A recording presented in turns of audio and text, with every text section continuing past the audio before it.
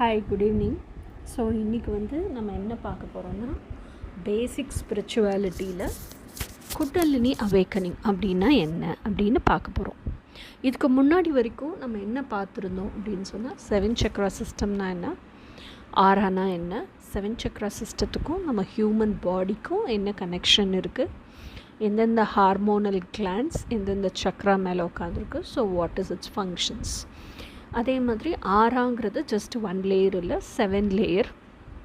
So அந்த ஆறா human பாடியோட 7 சக்ராஸோட எப்படி கனெக்ட் ஆகிருக்கு, அதோட கலர்ஸ் என்னென்ன, இது எல்லாமே பார்த்து முடிச்சிட்டோம்.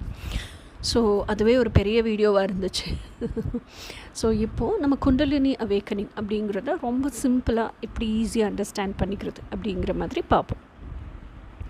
ஸோ அப்போது ஒவ்வொரு சக்ராவை பற்றின அடிப்படையான புரிதல் உங்களுக்கு இப்போ இருந்திருக்கும். ஸோ 7 சக்ராஸ் இருக்குது நம்ம ஹியூமன் பாடியில், ட்ரங்க்கில், மெயின் ட்ரங்க்கில். ஸோ அந்த 7 சக்ராஸும் கீழேருந்து, அதாவது எப்படி சொல்கிறது, end of the tail bone அப்படின்னு சொல்லுவோம்ல, அங்கேருந்து ஆரம்பித்து மேலே நம்ம தலை உச்சி வரைக்கும் வருது இல்லையா, டவுன் டு அபவ். ஆனால் கலர் விப்ஜியாருங்கிறது மேலேருந்து கீழே. ஓகேயா? ஸோ அப்போ கீழே இருக்க ஃபஸ்ட்டு சக்ரா என்ன, ரூட் சக்ரா, மூலாதார சக்ரா. அது என்ன சொல்லுது, ஐஆம் அப்படின்னு சொல்லுது. அந்த ஐஆம் அப்படிங்கிறதுக்கு மீனிங் என்ன அப்படின்னு சொன்னால், பொதுப்படையில் இந்த ட்ரைபில் பிறந்திருக்கக்கூடிய ஒரு நபர் நான் அப்படிங்கிறது ஐஆம் அப்படிங்கிறதுக்கான பொருள். செகண்ட் சக்ரா என்ன, சாக்ரல் சக்ரான்னு சொல்லுவோம், சுவாதிஷ்டீன சக்கரம். அந்த சுவாதிஷ்டீன சக்கரம் அப்படிங்கிறது ஐ ஃபீல்னால் என்ன, சின்ன வயசுலேருந்து என்னென்னா அந்த 5 சென்சஸையும் நான் ஃபீல் பண்ணுறேன் அப்படிங்கிறது. இன்னொன்று, நான் என்னோடய எமோஷன்ஸையும் ஃபீல் பண்ணுறேன் அப்படிங்கிறது. அடலசன்ஸ் ஏஜ் வரும்போது என்னுடைய பாலின கவர்ச்சியும் நான் ஃபீல் பண்ணுறேன் அப்படிங்கிறது. So stage by stage it changes according to our maturity, I feel அப்படிங்கிறது. அதுக்கப்புறம் நம்ம ஸ்பிரிச்சுவல் ஜேர்னியில் இருக்கோன்னா ஹீல் பண்ணுறதையும் ஃபீல் பண்ணுவோம் இல்லையா. ஸோ அந்த மாதிரி. தேர்ட், சோலார் ப்ளக்ஸஸ் அப்படிங்கிறது என்ன, ஐ டூ. இந்த ஃபஸ்ட்டு சக்ராலேருந்து தேர்ட் சக்ரா எப்படி தனிப்பட்டு இருக்குது அப்படின்னு சொன்னால், ஐ டூ அப்படிங்கிறது what are the actions I take. அந்த ஆக்ஷன்ஸ் தான் நான் அப்படிங்கிறத பிரதிபலிக்குது இல்லையா. ஸோ இந்த ஐஆம் ரூட் சக்ராவில் இருக்கிற ஐஆம் அப்படிங்கிறது இந்த ட்ரைபில் நான், இந்த ஐஆம் இதுதான் என் character, this is who I am, அந்த ஐஆம். ஓகேயா? ஸோ சோலார் ப்ளெக்ஸஸ்ங்கிறது ஐ டூ, அதுதான் நம்மளோட இன்னர் சைல்டு. ஓகே. ஹார்ட் சக்ராங்கிறது ஐ லவ். ஒரு சின்ன குழந்தையாக இருக்க வரைக்கும் என் ஃபேமிலியை தெரியும், எனக்கு பிடிச்சவங்களெல்லாம் நான் நேசிக்க தெரியும். அந்த பொசசிவ்னஸ், அந்த அப்சஷன் இதெல்லாம் இருக்கும். அது வளர வளர மெச்சோர்ட் ஆக ஆக கம்பேஷனேட்டாக இருந்துச்சு அப்படின்னா, ஸ்பிரிச்சுவல் ஜேர்னிக்குள்ளே இருக்கும் கம்பேஷனேட்டாக இருந்துச்சுன்னா, that is what is I love, heart chakra. Throat சக்ராங்கிறது ஐ ஸ்பீக், எனக்கு என்ன தோணுதோ அதை பேசுகிறேன். ஓகேயா? அது அந்த சூழ்நிலைக்கு சின்ன குழந்தையாக இருக்கும்போது அப்போதைக்கு குழந்தைத்தனத்தில் மழலையில் இன்னசென்ஸில் என்ன பேசுகிறோமோ அதை பேசுகிறோம். அதுக்கப்புறம் வளர வளர அந்தந்த சந்தர்ப்ப சூழ்நிலைக்கு தகுந்த மாதிரி உண்மையை பேசுகிறோமோ பொய்யை பேசுகிறோமோ, அது மாதிரி ஒரு ஸ்டேஜுக்கு மேலே நம்ம ஸ்பிரிச்சுவல் ஜேர்னியில் இருக்கும்போது we can not fake our selves. ரொம்ப ஆத்தென்டிக்காக இருக்கும்போது உண்மையை மட்டும்தான் பேசுகிறோம். அதையும் தாண்டி இன்னும் மேலே போகும்போது ஸ்பிரிச்சுவல் ஜேர்னி வைப்ரேஷன் ஹையாக இருக்கும்போது எதை மேனிஃபெஸ்ட் பண்ணணுமோ அதை மட்டும்தான் பேசுவோம். So what I speak gets manifested, அதுதான் I speak. Third eye Chakra ஐசிங்கிறது இந்த படத்துல எல்லாம் காமிக்கிற மாதிரி 2 புருவத்துக்கு நடுவில் ஒரு 3ஆம் கண் ஓப்பன் ஆகி உலகத்தையே பார்க்குறது கிடையாது. ஐசிங்கிறது ஐ சி வித்தின் மை செல்ஸ், எனக்குள்ளே நான் பயணித்து பார்க்குறேன், எனக்குள்ளே இன்னும் இன்னும் இன்னும் இன்னும் ஆழமாக டீப்பாக போயிட்டே இருக்கேன், அதுதான் ஐசி. எனக்குள்ளே நான் பார்க்கும்போது இதுதான் நான் தெரியும் போது அதே அளவுக்கு ஆழத்துக்கு போய் அடுத்தவனோட ஆன்மாக்களையும் பெனிட்ரேட் பண்ணி என்னால் பார்க்க முடியுது, அதுதான் அந்த ஐசி, தேர்ட் ஐ சக்ரா. அதுக்கு மேலே 7th க்ரௌன் சக்ரா எதை குறிக்குது, ஐ அண்டர்ஸ்டாண்ட். எப்போது நம்மளால் நம்மளையே உணர்ந்து ரியலைஸ் பண்ணி தப்புகளை மன்னிக்க முடியும், தப்பு செஞ்சுருக்கோங்கிறத ரியலைஸ் பண்ண முடியுது, பிளண்டர்ஸ் பண்ணியிருக்கோங்கிறத ரியலைஸ் பண்ணிடுது, இந்த அளவுக்கு ஆழமாக கனிவோடு நம்மளை புரிஞ்சுக்க முடியுதோ அதே மாதிரி நம்மளால் மற்றவங்களையும் கனிவோடு புரிஞ்சுக்க முடியும். மற்றவங்களையும் let them be who they are, அவங்க என்ன இயல்பு நிலையில் இருக்காங்களோ அப்படியே அக்செப்ட் பண்ணிக்கிற மனநிலை வரும். இதுதான் க்ரௌன் சக்ரா, ஐ அண்டர்ஸ்டாண்ட், அந்த டிவினிட்டி நமக்கு வரும். ஓகேயா? ஸோ இதுதான் இந்த 7 சக்கரங்களுடைய குணநலம், பண்பு அப்படின்னு சொல்லுவோம். ஓகேயா? இது நல்ல ஹை வைப்ரேஷன் குணமாக இருக்கும்போது குணம் உள்ளவன் அப்படின்னு சொல்கிறோம்ல, அதுதான் டிவினிட்டி.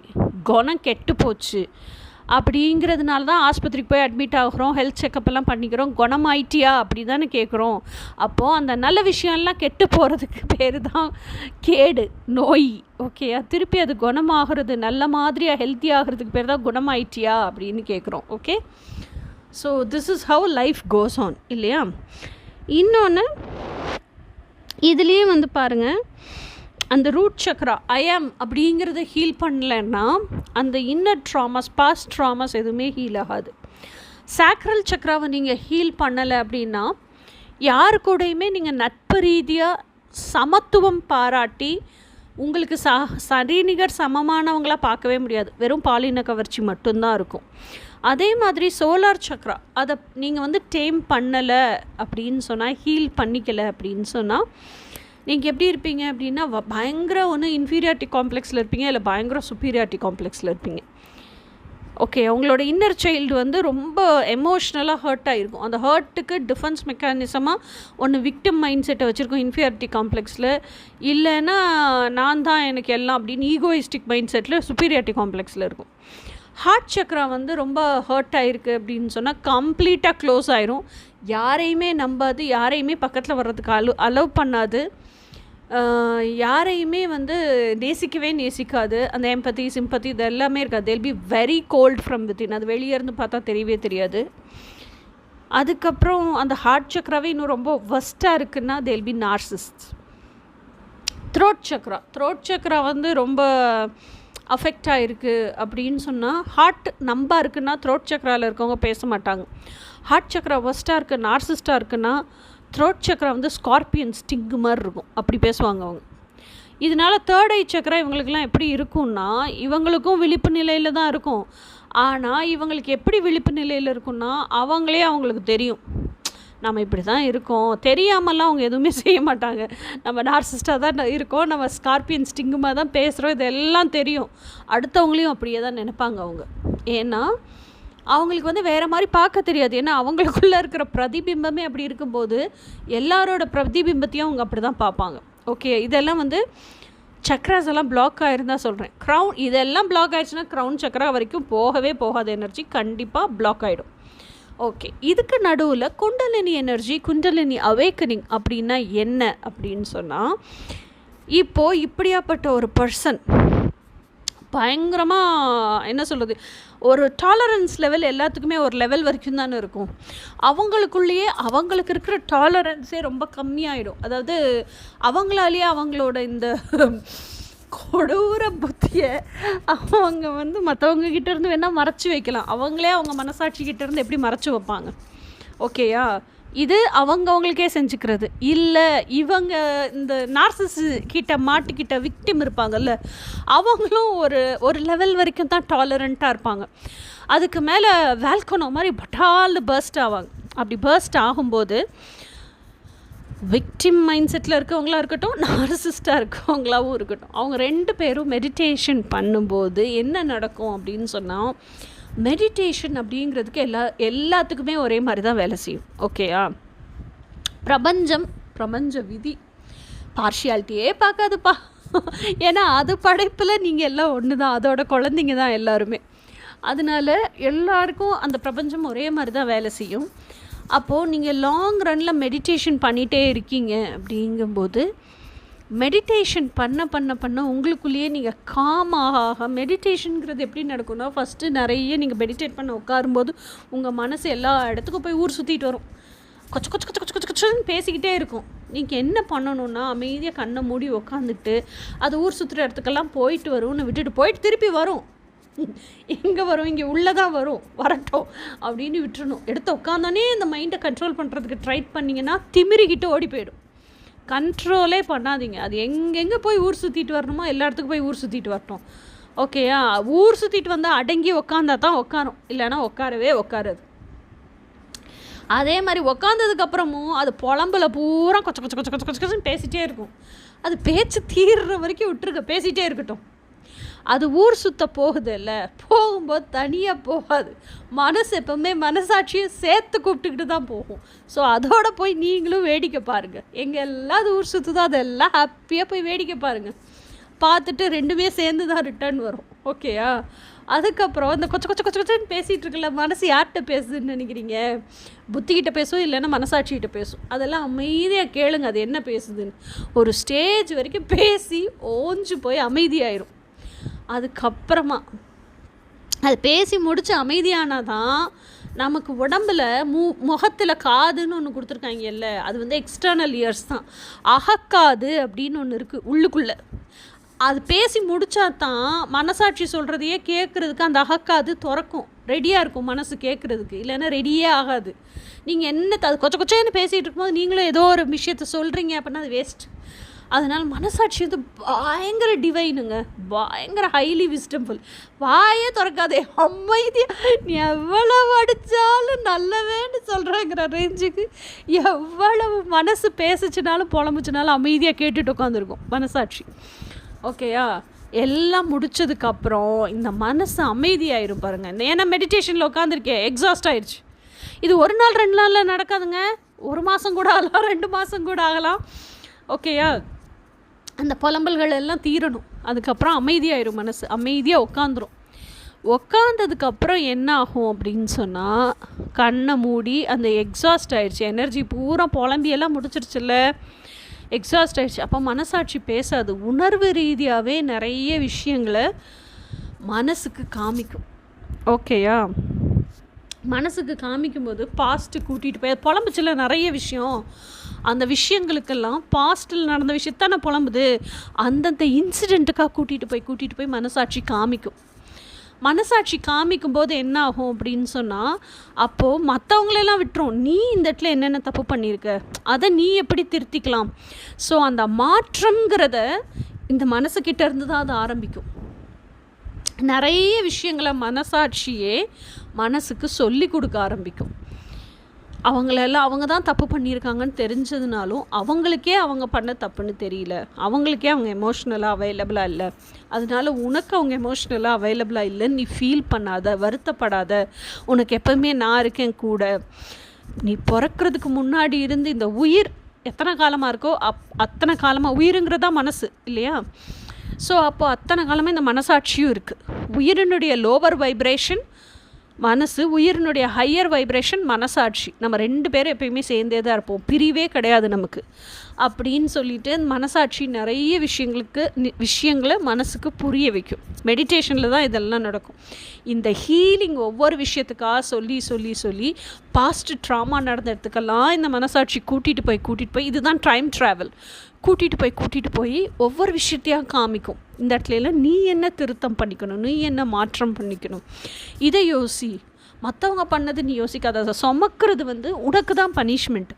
மற்றவங்கள பற்றி நீ யார் உனக்கு ஹர்ட் பண்ணிட்டாங்களோ அவங்கள நினச்சி நீ இன்னமும் கோபமாக இருக்கிற.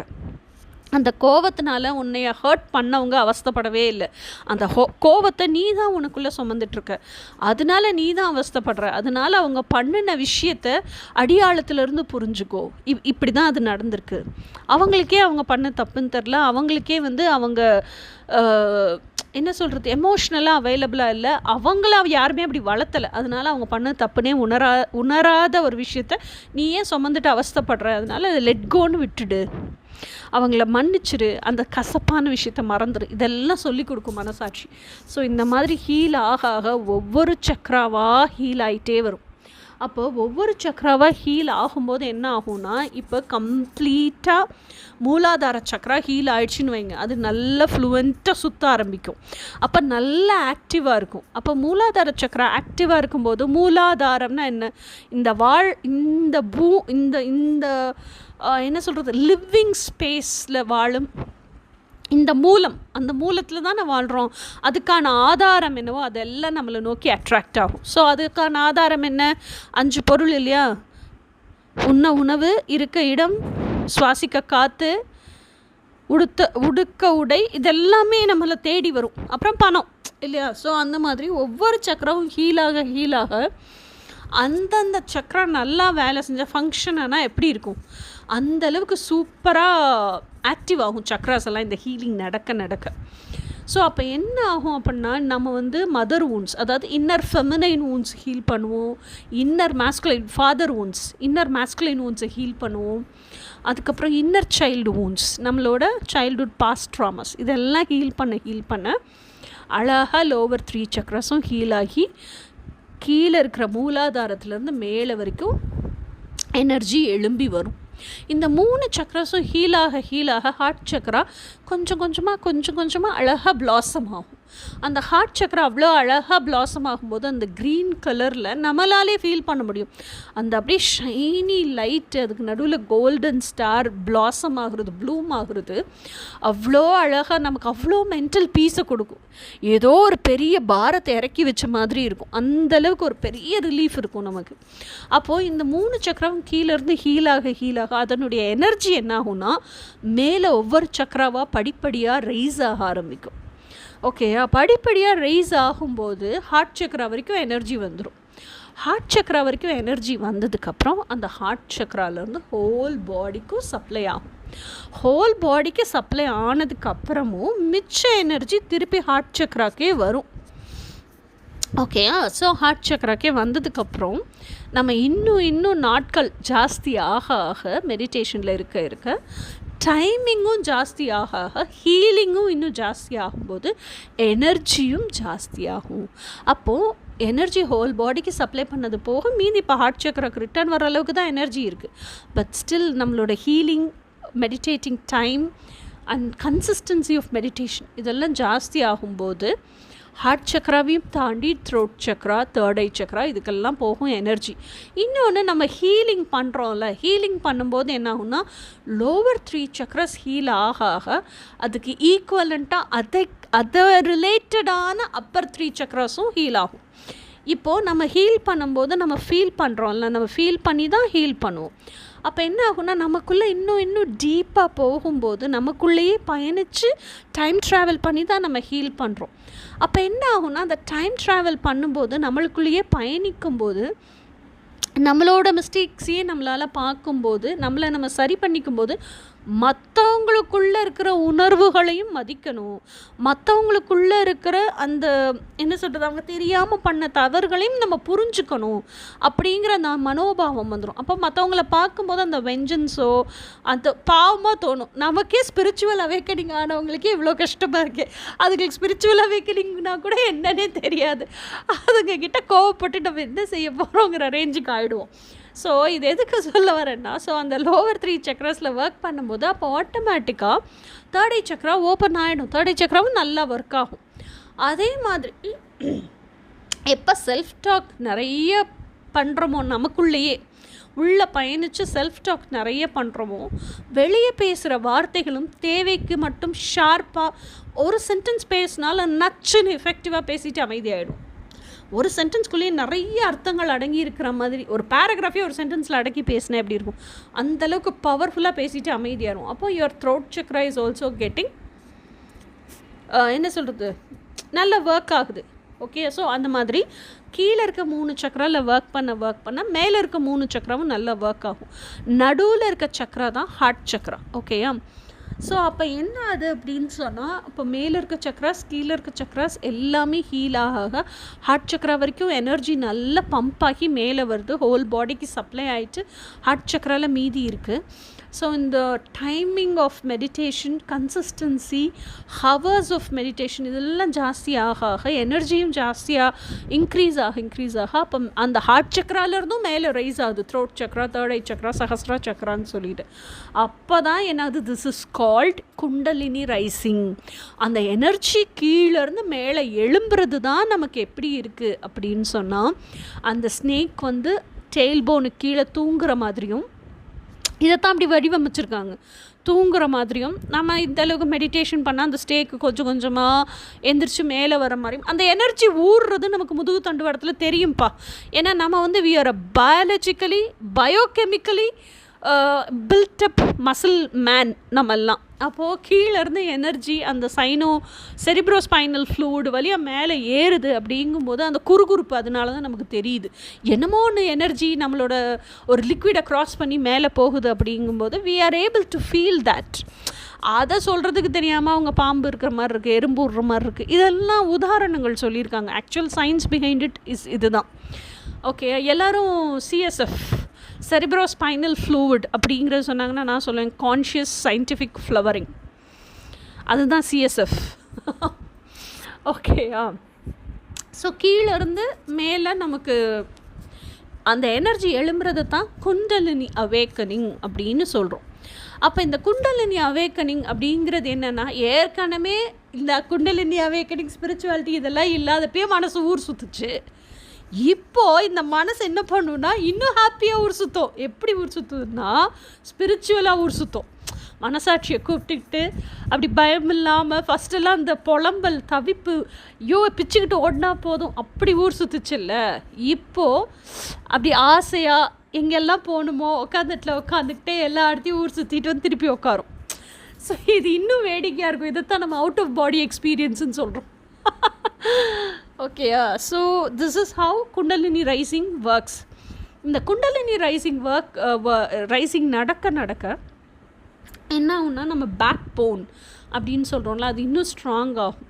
செரிப்ரோஸ்பைனல் ஃப்ளூயிட் எப்படி சொல்கிறது, இன்னும் வந்து அதுக்குள்ளே இருக்கிற அந்த எப்படி சொல்லலாம், அதுக்குன்னு ஒரு பவர் இருக்குது. அந்த பவர் இன்க்ரீஸ் ஆகும்.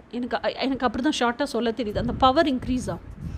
அதுக்கப்புறம் நம்ம மெடிடேட் பண்ண இந்த கீழேருந்து மேலே எனர்ஜி ஃப்ளோ ஆக இங்களா நாடி பிங்களா நாடின்னு 2 நாடி இருக்குது. இது வந்து எல்லாருக்குமே தெரிஞ்சிருக்கும். இங்களா நாடி அப்படிங்கிறது இடா நாடின்னு சொல்லுவோம். பெண்மைக்கான நாடி, சந்திர நாடி அப்படின்னு சொல்லுவோம். லெஃப்ட் ஹேண்ட் சைட்லேருந்து ஸ்டார்ட் ஆகி லெஃப்ட் ஹேண்ட் சைட்லேயே தான் வந்து முடியும். தேர்ட் ஐ சக்ரா கிட்ட வந்து அந்த தேர்ட் ஐயை லாக் பண்ணுற மாதிரி அந்த ஸ்னேக்கோட ஹெட்டு போய் தேர்ட் ஐ சக்ராவில் முட்டிக்கிட்டு நிற்கும். அதே மாதிரி பிங்களா நாடிங்கிறது ஆண்மைக்கான நாடி, சூரிய நாடி. அது வந்து ரைட் ஹேண்ட் சைடே தான் ஸ்டார்ட் ஆகி ரைட் ஹேண்ட் சைட்லேயே தான் முடியும். அதுவும் தேர்ட் ஐ சக்ரா கிட்ட வந்து ரைட் ஹேண்ட் சைடில் அந்த தேர்ட் ஐ சக்ராவை முட்டிக்கிட்டு நிற்கும். அப்படி தான் க்ளோஸ் ஆகிருக்கும். தேர்ட் ஐ சக்ரா வந்து க்ளோஸ் ஆகிருக்கும் கம்ப்ளீட்டாக. ஸோ நம்ம எனர்ஜி குண்டலினியில் கீழேருந்து ஃபஸ்ட்டு அந்த ஹார்ட் சக்ரா வரைக்கும் வருதில்ல, எழும்பும்போது இங்களா நாடி பிங்களா நாடி வரையா தான் எழும்பும். ஓகேயா? ஸோ கொஞ்ச காலத்துக்கு நம்ம நல்லா மெடிடேஷன் பண்ணும்போது இங்களா நாடி பிங்களா நாடி வழியாக தான் எழும்பும். ஓகேயா? ஸோ எழும்பி மேலே வரும். மேலே வந்து ஒரு ஸ்டேஜில் இந்த கன்சிஸ்டன்சியெல்லாம் ஜாஸ்தியாகுது. நம்ம இன்னர் ஒர்க் பண்ணுறோம், ஹீலிங் பண்ண நமக்குள்ளேயே நம்ம பயணிக்கிறோம்ல. அப்போது இந்த தேர்ட் ஐ சக்ரா ஓப்பன் ஆகும்போது இந்த பாம்பு 2ம் முட்டிகிட்டு நிற்கிதில்ல, தேர்ட் ஐ சக்ராவை க்ளோஸ் பண்ணுற மாதிரி அது 2ம் ஓப்பன் ஆகி வலி விட்டுரும். அப்போ தான் அந்த சுழிமுனி திறக்குது அப்படின்னு சொல்லுவோம்.